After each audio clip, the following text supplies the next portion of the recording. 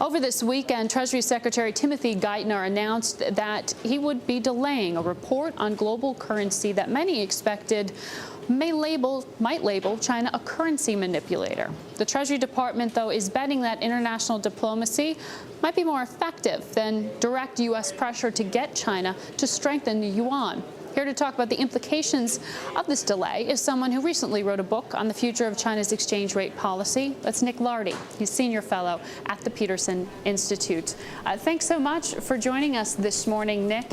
Were you surprised at all to see the Treasury decide to delay their decision?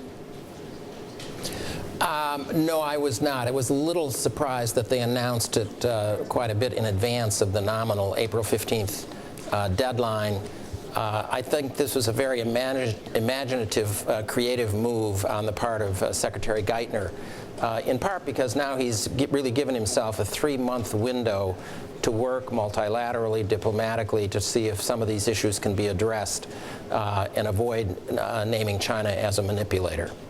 Well, he may be betting on diplomacy, but on the congressional side of things, you've still got Senator Schumer, Senator Graham, once again out there saying that they are going to continue to push for, a label being applied to China there. Does that complicate things for Treasury Secretary Geithner in any real way?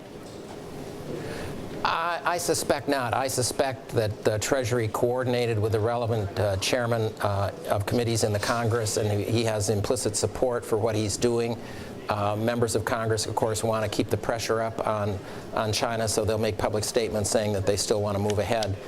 But I think he probably has a lot of running room now, both in terms of time to deal with the Chinese and basically a green light from the key people in Congress as well. Yeah, this sounds very similar to a conversation that all of us had a few years ago with the same senators out there pushing for this. Let me ask you, though, this time around, does this make it any more likely that the yuan will be appreciating?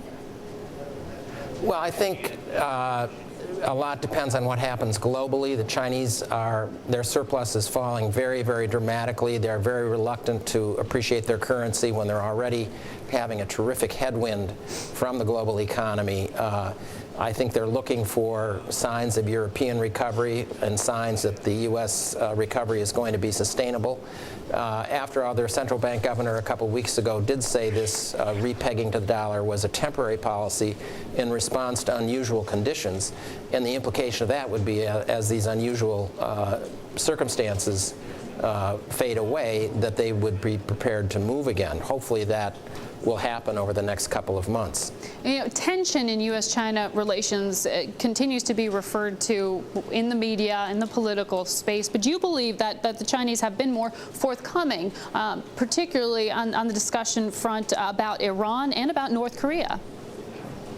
I think the Chinese have been more forthcoming on those two issues. The fact that President Hu Jintao is going to be coming to the United States in only a week for this very important nuclear meeting is another very important thing the administration was working for.